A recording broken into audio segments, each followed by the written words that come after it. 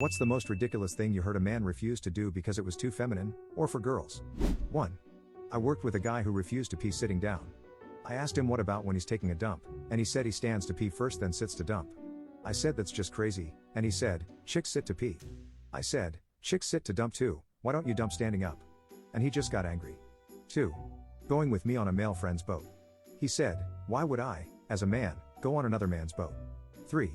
Knew a guy who wouldn't let his wife use a pink towel on his sons. 4. He wouldn't use conditioner in his hair. His really long, dry as hell hair.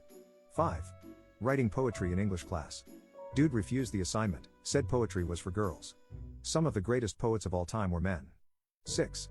My boss at a previous job didn't understand why none of his 3 children would speak to him.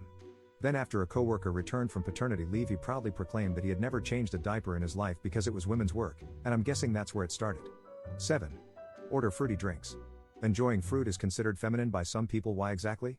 That's like saying enjoying meat is inherently masculine. 8. My less than average yet highly narcissistic ex-husband had a huge list of these hang-ups. He wouldn't use a straw, he wouldn't use an umbrella, he wouldn't hold my purse when I went into the restroom. He said that I loved my cats because they were like females. His twisted logic for this? They are called felines, and mine had long hair so it made them look like female cats. Divorcing him was my best move ever, for many reasons. 9. I worked in a hospital setting, but in the corporate office.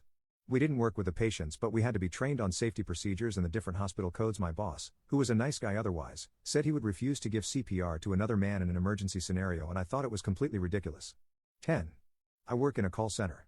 One of my colleagues refuses to learn touch typing because it's girly. It's painful watching him type notes into his computer.